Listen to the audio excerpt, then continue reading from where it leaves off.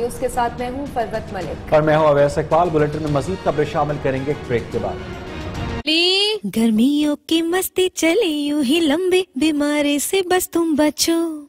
सो germs हो लंबे, काले या मोटे, डेटॉल डेटॉल। गर्मियों में सिर्फ डेटॉल जो दे 100% बेहतर हिफाजत। मामा ने डेटॉल का धुला।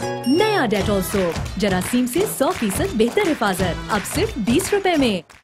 बुलेटिन के आगाज में आपको बताएं कि जहांगीर तरीन नाअहली केस में चीफ जस्टिस ने हनीफ अब्बासी के वकील से सवाल किया कि अगर दस्तावेजात नहीं है तो कैसे मान ले कि ऑफशोर कंपनी जहांगीर तरीन ने बनाई है। कहते हैं कि वारंटों का स्कोप बताएं। जहांगीर तरीन का पाकिस्तान से गैर कानूनी रकम ले जाकर ऑफशोर कंपनी बनाने का आपके पास कोई रिकॉर्ड मौजूद नहीं है। हनीफ अब्बासी के वकील ने दलाल देते हुए कहा कि सुप्रीम कोर्ट ने पनामा केस अखबारी तराशों की बुनियाद पर सुना। जस्टिस उमर अता बंदियाल ने रिमार्क्स दिए कि पनामा केस में तकारीर, टीवी इंटरव्यूज और दीगर मवाद पर कार्रवाई शुरू की गई। अब तक की अहम खबर से आपको आगाह कर रहे हैं। दस्तावेजात नहीं तो कैसे मान लें कि ऑफशोर कंपनी जहांगीर तरीन ने बनाई। नाअहली केस में चीफ जस्टिस का हनीफ अब्बासी के वकील से इस्तफसार। मजीद क्या तफसीलात हैं इस समात की नुमाइंदा न्यूज शहबाज अहमद हमें बताएंगे। जी शहबाज, अपडेट कीजिएगा।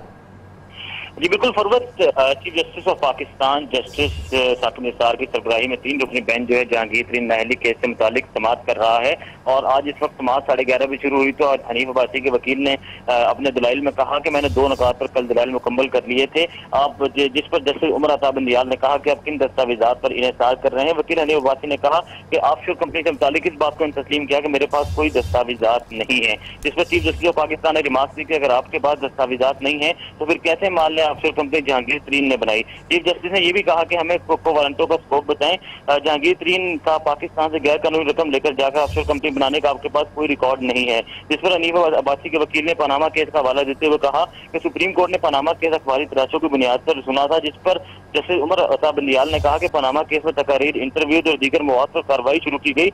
आपको तो ये भी नहीं पता कि जहांगीर तरीन की ऑफशोर कंपनी का नाम क्या है। ये रिमार्क की चीफ जस्टिस ऑफ पाकिस्तान ने। उसके बाद हनीफ अब्बासी के वकील ने अपने दलाइल में कहा कि जहांगीर तरीन ने 2013 के कागजात नामजदगी में ज़राई जमीन छुपाई थी। जहांगीर तरीन इलेक्शन कमीशन के सामने मिस डिक्लेरेशन के मुर्तकिब हुए हैं। जिस पर चीफ जस्टिस ऑफ पाकिस्तान ने अपने रिमार्क्स में कहा कि जहांगीर तरीन ने 86,54,929 रुपए 3 सालों में टैक्स अदा किया है। उसके बाद जो हनीफ अब्बासी के वकील थे उन्होंने कहा कि आपका जहांगीर तरीन ने दरिया जमीन का इनकम टैक्स कम दिया। जिसमें चीफ जस्टिस ने कहा कि आपका केस ये है कि जहांगीर तरीन सादिक और अमीन नहीं है।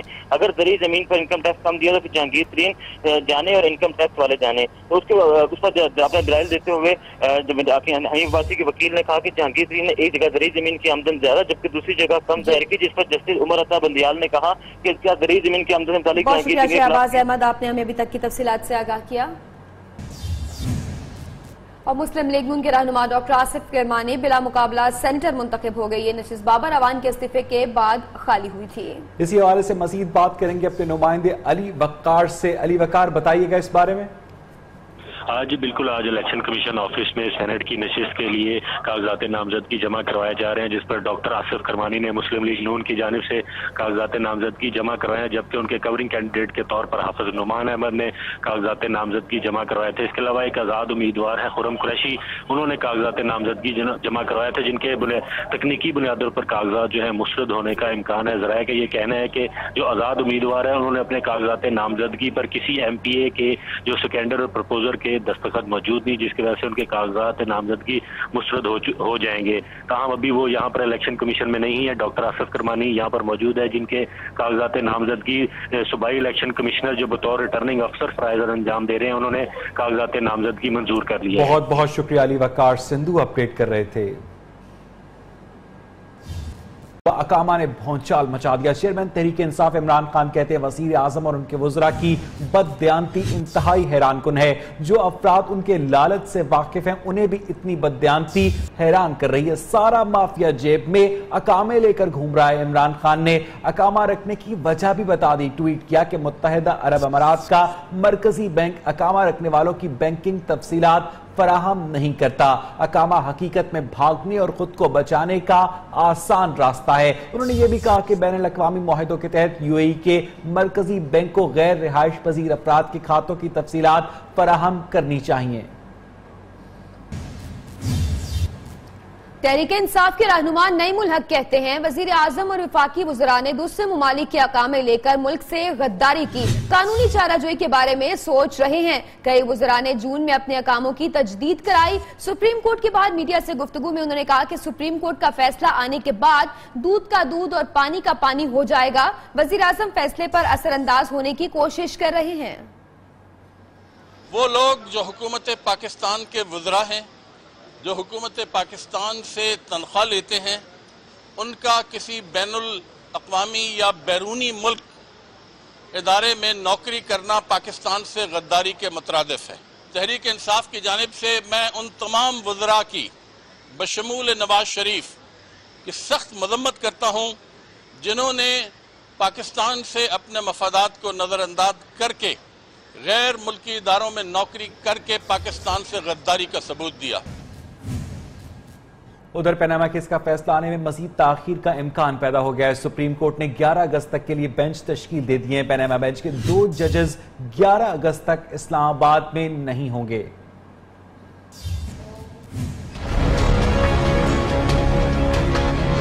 पनामा केस के फैसले का सबको इंतजार, फैसले में 11 अगस्त तक ताखीर होने का इम्कान।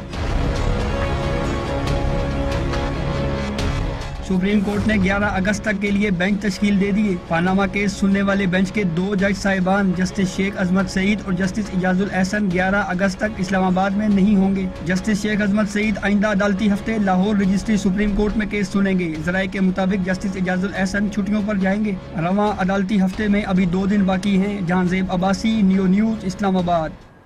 नवाज शरीफ के बाद इमरान खान की बारी। एक के खिलाफ फैसला आया तो दूसरे को बिल्कुल नहीं छोड़ना। सियासी मुखालफिन की बयानबाजी पर तहरीक इंसाफ के रहनुमा बाबर अवान नई तशरीह ढूंढ लाए। कहते हैं पनामा केस का फैसला ताखीर से आने की कोई कानूनी वजह नहीं, आज रात या कल सुबह भी बेंच नया बनाया जा सकता है। सुप्रीम कोर्ट हफ्ते के दिन भी काम कर रहा होता है। के खिलाफ फैसला आए। एक दोस्त ने ये कहा कि नवाज शरीफ के बाद इमरान खान की बारी है। कुछ लोगों को एतराज़ होगा, उन्होंने उनकी बात समझी नहीं। मैं समझता उन्होंने ठीक कहा। जो ही नवाज शरीफ की वजारत उज़्मा ख़त्म होगी, इमरान खान की बारी है। एक के खिलाफ फैसला आए तो दूसरे को बिल्कुल नहीं छोड़ना। इसका मतलब पीटीआई इस तरह से समझती है कि उन्होंने कहा कि अगर गॉड फादर 1 पकड़ा जाए तो उसके बाद गॉड फादर 2 को बिल्कुल नहीं छोड़ना। इसलिए इसमें भी कोई एतराज वाली बात नहीं है।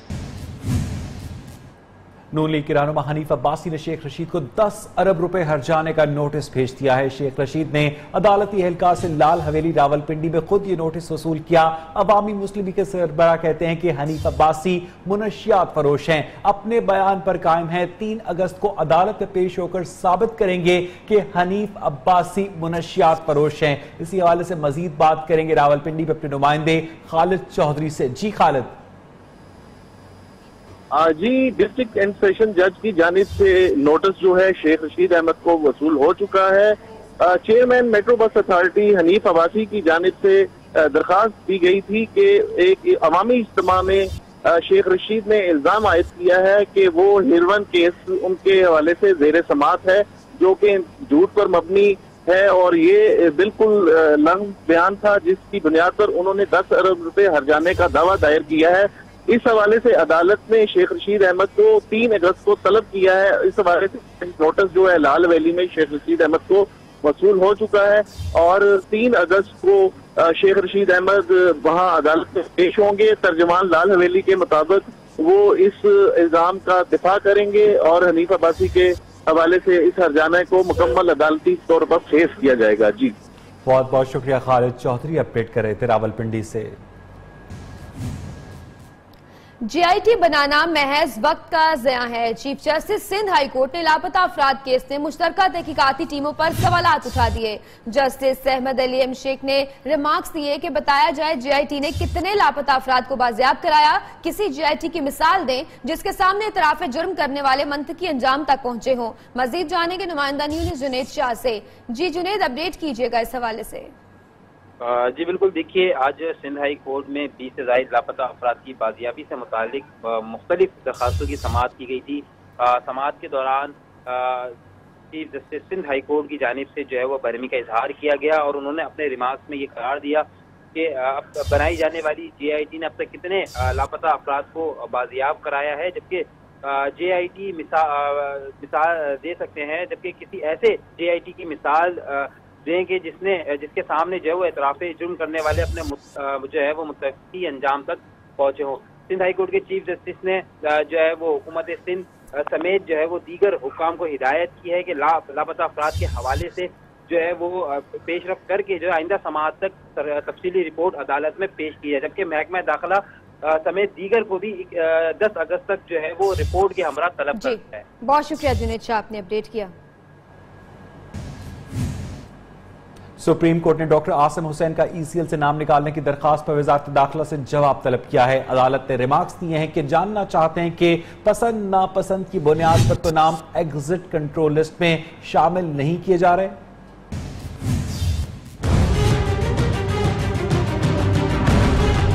डॉक्टर आसिम की जानिब से दायर दरख्वास्त पर समाअत।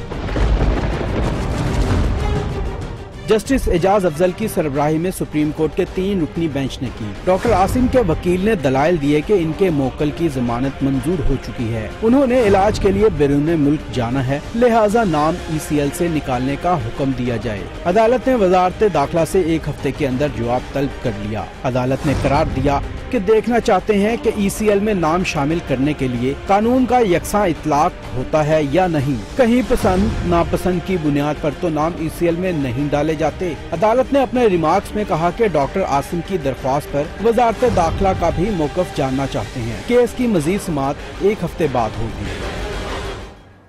और अभी आपको बराह रास्त लिए चलेंगे, आसिफ किरमानी मीडिया से गुफ्तगू कर रही हैं। अल्लाह से दुआ करता हूँ कि अल्लाह ताला मुझे इसमें कामयाबी अता फरमाए और मेरा हर लम्हा हर वक्त पाकिस्तान की खिदमत करने में सर्फ हो। जहाँ तक और इस मौका पर मैं अपने जो साथी हैं, मेरे साथ यहाँ तशरीफ़ लाए, उनका भी मैं शुक्रगुजार हूँ। पीर अशरफ साहब का, रमज़ान भट्टी साहब का और दीगर सब दोस्तों का, भुट्टा साहब का। लेकिन जो सवाल मेरे भाई ने किया है, आज मेरा ख्याल आज इसको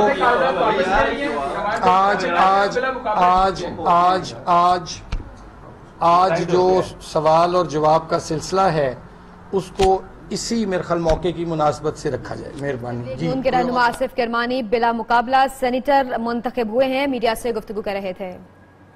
वज़ीर आज़म नवाज शरीफ से इस्तीफे के लिए वकला तहरीक चलाने लगे। रावलपिंडी बार एसोसिएशन के डिस्ट्रिक्ट कोर्ट में गो नवाज गो रैली निकाली गई। रैली में शरीक वकला ने एहतजाज करते हुए वज़ीर आज़म से मुस्ताफी होने का मुतालबा किया है। मज़ीद तफसीलात जानेंगे नुमाइंदा न्यूज़ खालिद चौधरी से। जी खालिद, बताइएगा। जी, इस वक्त हम मौजूद है डिस्ट्रिक्ट कोर्ट रावलपिंडी में और बताते चले कि अपोजिशन जमातों की वकला जो है उन्होंने इस हवाले से आज गो नवाज गो रैली का अहतमाम किया और कुछ ही देर कबल वकला की बड़ी तादाद जो है डिस्ट्रिक्ट कोर्ट से निकलकर कचहरी चौक में पहुंची थी, जहां उन्होंने गो नवाज गो के नारे बुलंद किए और मुतालबा किया कि वो सुप्रीम कोर्ट के फैसले से कबल ही इस्तीफा दें। इस वक्त हमारे साथ कुछ लॉयर्स मौजूद हैं, उनसे बात करते हैं कि वो इस हवाले से क्या कहते हैं। जी, आप बताएंगे। हमारा एक ही मुतालबा है कि मियां नवाज शरीफ को स्टेप डाउन हो जाना चाहिए, क्योंकि वो अपना इखलाकी और कानूनी जवाब खो चुके हैं। अब उनके पास बतौर प्राइम मिनिस्टर ऑफ पाकिस्तान रहने का कोई जवाब नहीं। और आज तमाम वकला जो हुकूमती छतरी के अलावा है, उन तमाम ने आज इकट्ठा होकर मियां नवाज शरीफ के खिलाफ एक प्रोटेस्ट करके ये साबित किया है कि डिस्ट्रिक्ट रावलपिंडी के तमाम बादमीर वकला एक जगह है और उनका एक ही एजेंडा है कि गो नवाज गो। जी, आपने जाना उनका कहना है कि हुकूमती छतरी के अलावा जितने भी वकला हैं वो चाहते हैं कि। बहुत शुक्रिया खालिद चौधरी, आपने हमें अपडेट किया। चीफ जस्टिस ऑफ पाकिस्तान ने मुल्तान में जिरगे के हुक्म पर लड़की से ज्यादती के शर्मनाक वाक़े का अज़खुद नोटिस लिया है। IG पंजाब से इस वाक़े की बाकायदा रिपोर्ट तलब कर ली गई है। पुलिस ने वाक़े में मुलविस 24 अफराद को हिरासत में लिया है। नाम नहाद पंचायत ने 17 साला लड़की से ज्यादती का हुक्म सुनाया था।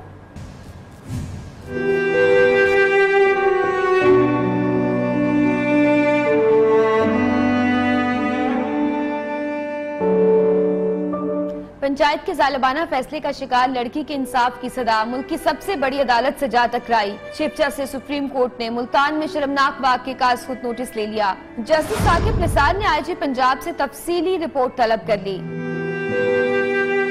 जहालत का घिनौना खेल मुल्तान के इलाके मुजफ्फराबाद में खेला गया। मुल्जिम उमर वाडा ने 12 साल लड़की शमीम को दरिंदगी का निशाना बनाया। मामला पंचायत में गया तो इज्जत के बदले इज्जत का सौदा तय कर दिया गया। जालिमाना फैसले पर मुतासरा लड़की के भाई अशफाक ने मुल्जिम उमर की बहन अजरा को हवस का निशाना बनाया। अफसोसनाक वाक़े पर मीडिया ने मजलूम लड़की की आवाज उठाई तो पुलिस भी हरकत में आ गई और 24 मुल्जिमान को गिरफ्तार कर दिया, जिनमें पंचायत के सरपंच हक नवाज और उमर बाडा समेत दीगर शामिल हैं। पंचायत के इदारे से लोगों की जिंदगियां तबाह हो रही हैं। लिया की तहसील करोड़लाल ईसन में भी पंचायत ने बदले के तौर पर पसंद की शादी करने वाले लड़के की 10 साल बहन का निकाह करा दिया। पुलिस ने निकाह खां को गिरफ्तार कर लिया है। पंचायती फैसले जिंदगियां बर्बाद करने लगे। एक और कमसन लड़की पंचायत के फैसले की भीड़ चढ़ गई। ये शर्मनाक वाकया लिया की तहसील करोड़लाल ईसन की नवाही बस्ती तरखान में पेश आया, जहां हाजी अफजल नामी शख्स की बेटी को भगाकर रशीद मंजोठा के बेटे उस्मान ने शादी कर ली। मामला पंचायत में पहुंचा तो पंचायत ने बदले के तौर पर उस्मान की 10 साल बहन का निकाह भाग कर जाने वाली लड़की के भाई के साथ करा दिया। दूसरी जानिब लड़की के वालिदैन का मौकफ है कि इनकी बेटी की उम्र 18 साल है। उन्होंने ये निकाह बाहमी रजामंदी से किया है। पुलिस ने निकाह खां को गिरफ्तार करके दीगर मुल्जमान की गिरफ्तारी के लिए छापे मारने शुरू कर दिए। फैसलाबाद में सरकारी इदारों के तालिबात से गैर कानूनी साइकिल फंड वसूल किए जाने का इंकशाफ हुआ है। हर तालिब इल्म पर इसकी अदायगी लाजिम है और तालिबात को भी इस्तिस्ना हासिल नहीं है जो साइकिल इस्तेमाल नहीं करती। साइकिल चलाओ या ना चलाओ, लेकिन फंड्स कॉलेज में जमा कराओ, ये कहना है फैसलाबाद के सरकारी कॉलेजेस की इंतजामिया का। सूबाई वज़ीर कानून के शहर में कॉलेज के हर तालिब इल्म पर साइकिल फंड की अदायगी लाजिम है, तालिबात को भी इस्तिस्ना हासिल नहीं। बाज़ इदारों में खवातीन तालिबात से बुरका फंड भी जबरदस्ती वसूल किया जा रहा है। तलबा ने पंजाब के खादिम आला से अपील की है कि वो गैर जरूरी फंड्स की वसूली के खिलाफ फौरी एक्शन लें। यहाँ बुलेटिन में वक्त हुआ एक ब्रेक का। न्यूज के साथ रहिए।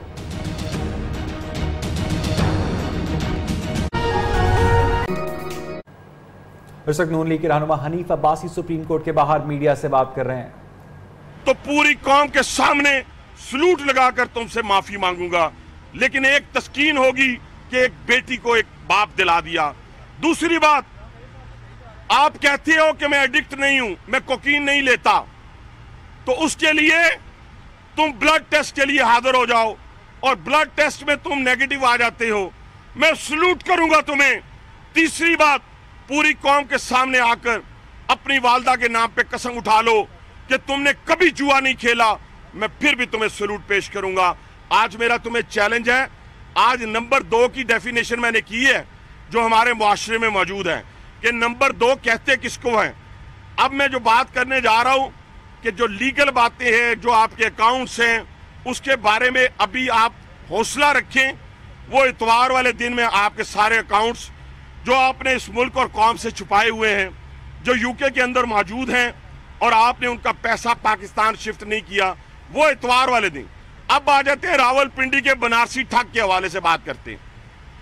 खुदा की कसम, ये अल्फाज मेरे मुंह से निकले होते, ख्वाब में नहीं निकले कभी, कि 5 ऑनरेबल जजेस को अरबों रुपए में खरीदने की कोशिश की गई। 6 JIT के सो कॉल्ड अफसरान को अरबों रुपए में खरीदने की कोशिश की गई। तो आज तो सुओ मोटो अब तक हो जाना चाहिए था। वो ऑनरेबल 5 जजेस शेख रशीद को बुलाकर पूछें कि किसने आपको अरबों रुपए की ऑफर की और कब आपने थूका। ये बड़ा जरूरी है। अगर ये ना हुआ तो फिर तौहीन अदालत के तमाम केसेस जो हैं उसके ऊपर भी नजरसानी करनी पड़ेगी कि एक ऐसा शख्स जिसके मुंह में जो आता है वो बोल देता है, वो गंदा हो, उससे गंदा हो, उससे परवाह नहीं, उससे तौहीन अदालत होती हो, उससे हमारे जरई बहादुर जर्नलों को बुरा भला कहा हो, उसको कोई नहीं पूछता। क्या उस पे किसी ने स्टैंप लगाई हुई है? या उसके गले के अंदर ऐसी चीज डाल दी है कि कोई इसको कुछ नहीं कह सकता? नहीं, शेख रशीद से पूछना पड़ेगा, खास तौर पे इस केस के हवाले से पूछना पड़ेगा कि वो 5 जजेस को जो अरबों रुपए की ऑफर हुई है वो किसने की है और कब हुई है और कब ठुकराया गया है। ये बड़ा जरूरी है, ये कौम भी जानना चाहती है, दुनिया भी जानना चाहती है। मुझे तो इसके ऊपर रत्ती बराबर भी शक नहीं है कि हमारे जज रत्ती बराबर भी शक नहीं कि हमारे जजेस को कुछ जुर्रत भी कर सकता हो उनको खरीदने की। ये अदलिया है जिन्होंने शहादतें दी, ये वो आजाद अदलिया है जिनके लिए हम जेलों में गए, ये वो आजाद अदलिया है जिनके लिए हमने यहाँ वुकला को वेलकम कहा। रावलपिंडी में 20-20, 30-30 हजार वुकला के हम मेहमान बने। तो इसलिए मुझे तो कोई शक नहीं है कि इन 5 जजेस को किसी ने ऑफर की हो या किसी ने जुर्रत की हो, लेकिन अब इन 5 जजेस ने, मेरे काबिल एहतराम जजेस ने, शेख रशीद को बुलाना है, उससे पूछना है कि ये अरबों रुपए की ऑफर कब हुई। इमरान खान के मुंह पे तो तमाचा चीफ मिनिस्टर पंजाब ने मार दिया, उसके बाद बात नहीं करता, उसके बाद बात नहीं करता कि उन्होंने 10 अरब रुपए का जो हर्जाना किया है उसके ऊपर आज वो बेबस है, किसी अदालत में नहीं हाजिर होता। इलेक्शन कमीशन में वो हाजिर होता, इलेक्शन में वो हाजिर नहीं होता, दहशतगर्दी की अदालत में वो हाजिर नहीं होता। दिलेरी का मुजाहरा करो, आओ अदालतों के अंदर। क्या अदालतें तुम्हें खा जाएंगी, ज्यादा देंगी?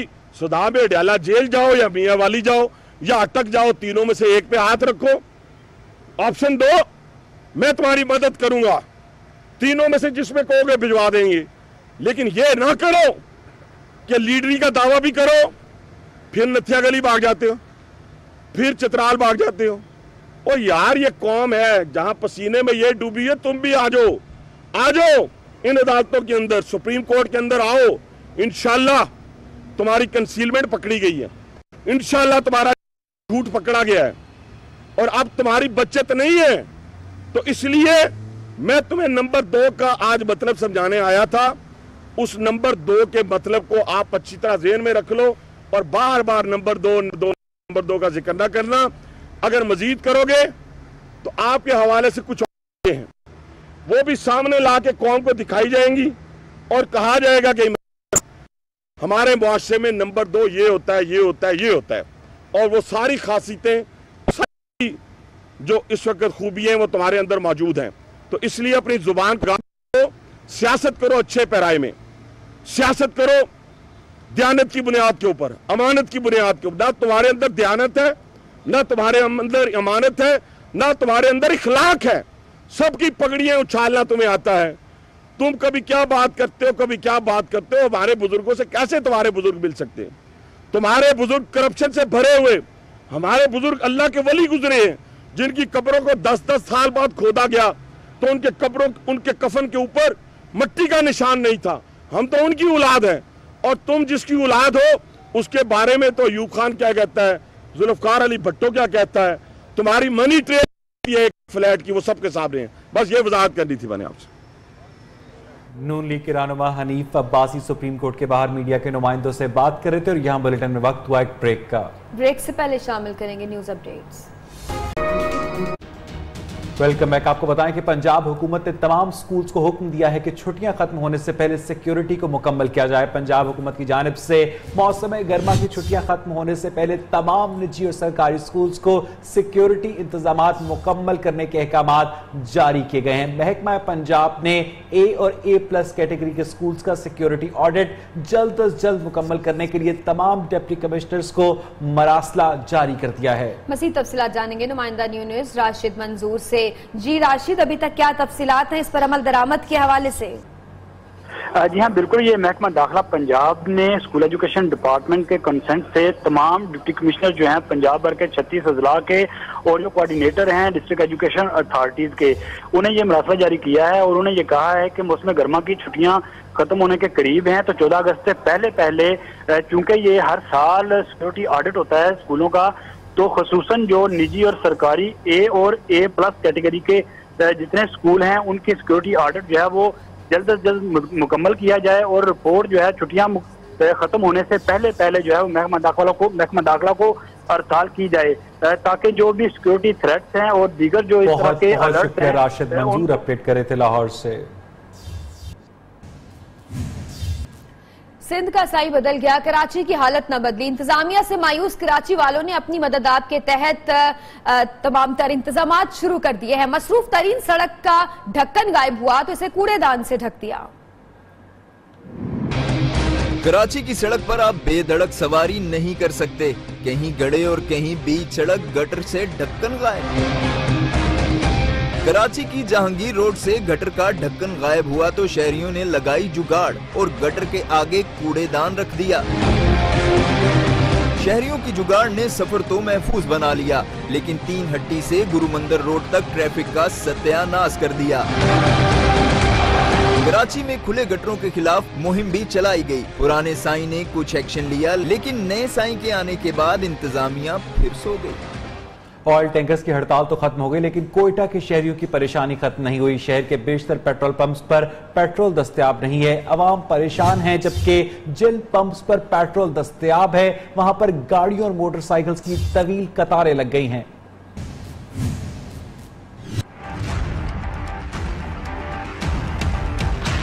ऑयल टैंकर्स की हड़ताल, कोयटा के शहरी हुए बदहाल। खुदा करके ऑयल टैंकर्स एसोसिएशन ने हड़ताल खत्म करने का ऐलान किया, लेकिन कोयटा में पेट्रोल की फराहमी न हो सकी। शहरी पेट्रोल की तलाश में एक पंप से दूसरे पंप तक धक्के खाने लगे। जिना रोड पर एक पेट्रोल पंप पर फराहमी तो शुरू हो गई, लेकिन रश के बायस लोग अज़ियत में मुब्तला हो गए और खाली बोतलें और कैन उठाए कतारों में लगे रहे। पेट्रोल पंप मालिकान का कहना है कि कराची से पेट्रोल आने में मजीद 1 दिन लग सकता है। हब सदा मौसम मसला या नई वर्दी पर गुस्सा। लाहौर के वाघा थाने में मुहर्रर का यूनिफॉर्म पहनने से इनकार। न्यूज़ को मौसूल होने वाली फुटेज में देखा जा सकता है। पुलिस एहलकार ने बुनियान पहनना गवारा नहीं किया और सरकारी कुर्सी पर तन कर बैठा हुआ है, यानी सरकार की नौकरी है, जैसे चाहे करें। मजीद जानेंगे नुमाइंदा न्यूज़ तलहा सईद कुरैशी से। जी तलहा, क्या माजरा है? जी बिल्कुल, एक जानिब तो हुकूमत की जानिब से थाना कल्चर जो है उसको तब्दील करने के बुलंदो बाग जो है वो दावे किए जाते हैं, तो दूसरी जानिब थानों की जो ऐसे विजुअल्स हमें जो मसूल हुए आज जियो न्यूज को खुसूसी तौर पर फुटेज जो मसूल हुई उसके अंदर देखा जा सकता है कि पुलिस एहलकार किस हद तक जो है वो थाना कल्चर को तब्दील किए हुए थाने में विराजमान बैठा हुआ है। और थाने की जो हालत है बाकी भी जो अगर देखा जाए तो उसके अलावा भी जो है वो बहुत ही ज्यादा जो है वो अजीब से हालात है, क्योंकि वहां पर ही कंस्ट्रक्शन का ही सामान जो है वो इस चौकी के अंदर मौजूद था। और ये लाहौर के ही एक चौकी है, ना कि किसी साइड के इलाके की, बल्कि लाहौर के अंदर ही एक ये चौकी है जहाँ के ये मनाजिर जो है इस टाइम हमारे नाज़रीन जो है वो अपने स्क्रीन पे देख सकते हैं। जी बहुत शुक्रिया तलहा सईद, आपने अपडेट किया। उधर फैसलाबाद में मां और बेटे को मौत के घाट उतारने वाला कोई और नहीं बल्कि मकतूला का अपना सगा भाई निकला। पुलिस ने दोहरे कत्ल की गुत्थी सुलझा ली है। पुलिस के मुताबिक मुलजिम उम्र ने गैरत के नाम पर बहन और मासूम भांजे का कत्ल किया। फैसलाबाद के इलाके लहला में 5 रोज कबल होने वाले दोहरे कत्ल का ड्रॉप सीन। पुलिस जराये के मुताबिक मुलजिम उमर ने 24 साला बहन किश्वर और 2 साला भांजे को कत्ल किया। पुलिस के मुताबिक मुलजिम ने बहन और भांजे को जहरीला खाना खिलाकर मौत के घाट उतारा और फरार हो गया। चालाक मुलजिम ने जाते जाते लाशों पर बिजली का तार डालकर करंट लगने से मौत का ड्रामा भी रचाया। चिन्योट की रिहायशी किश्वर ने 3 साल कबल गुलशेर से पसंद की शादी की थी। शादियों में बारातियों का पसंदीदा कुल्फा भी पंजाब फूड अथॉरिटी के मयार पर पूरा नहीं उतर सका। मारूफ हनी क्लासिक आइसक्रीम किला फैक्ट्री काली पुली फिरोजपुर रोड को सील कर दिया गया। फूड अथॉरिटी के अमले ने 890 लीटर तैयार कुल्फा तल्फ कर दिया। मजीद जानेंगे नुमाइंदा न्यूज़ रूबा रूट से। रूबा, बताइएगा इस हवाले से क्या मजीद तफसीलात है? जी बिल्कुल, फिरोजपुर रोड पर ये क्लासिक जो है वो हनी आइसक्रीम और कुल्फा फैक्ट्री के नाम से ये फैक्ट्री चल रही थी, जहां से 890 लीटर तैयार कुल्फा पंजाब फूड अथॉरिटी की टीम ने जब रेड किया तो वहां से उसको नाकिस पाया और फिर मौके पर तलब कर दिया गया। यहाँ पर से जो शादियों के लिए केटरिंग के लिए अक्सर जगहों पर हॉल्स में, बड़े बड़े हॉल्स में यहाँ से कुल्फा सप्लाई किया जाता था, लेकिन पंजाब फूड अथॉरिटी की टीम ने जब इसका मयार चेक किया तो वो बिल्कुल भी इससे पूरा ना उतर सका और साथ ही साथ इसमें कलर्स इस्तेमाल किए जा रहे थे और नाकिस जो शुगर थी वो इस्तेमाल की जा रही थी। फ्लेवर जो अननेचुरल फ्लेवर थे वो इस्तेमाल किए जा रहे थे, जो कि हिफ्ज़ान सेहत के उसूलों के मुताबिक पूरा नहीं उतरते। यही वजह है कि फैक्ट्री को सील करके जो मौके से कुल्फा बरामद किया गया उसको तलब कर दिया गया। बहुत शुक्रिया रूबा, आपने अपडेट किया। टेट्रा हाइड्रोकैनाबिनॉल यानी भंग नशा है या नहीं, सिंध असेंबली में दिलचस्प बहस छिड़ गई। स्पीकर सिंध असेंबली आगा सिराज दुर्रानी का कहना है कि इस्लामाबाद में सड़कों पर जंगली भंग उगी हुई है। रुकने सिंध असेंबली साबिर कायम खानी ने कहा कि भंग नशा नहीं बल्कि सिंध के सूफिया की पहचान है, इसे नशा कहना मुनासिब नहीं है। आपने कभी भंग पी है? आगा सिराज के सवाल पर साबिर कायम खानी ने बताया कि अभी तक तो पी नहीं, मौका मिला तो देखा जा सकता है। असेंबली में भंग का जिक्र कैसे छिड़ा, इसी हवाले से मजीद बात करेंगे कराची में अपने नुमाइंदे एहसान कोहाटी से। जी एहसान।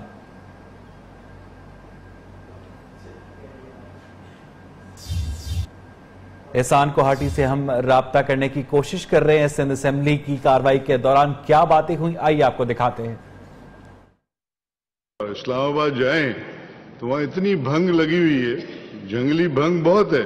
आपने देखी होगी, अगर हमारे सारे दोस्त आते जाते रहते हैं, खुसूसन इसरानी साहब बहुत जाते थे एक जमाने में, तो बताते थे कि फलाने एरिया में इस्लामाबाद के वहाँ पेड़ बन गए भंग के।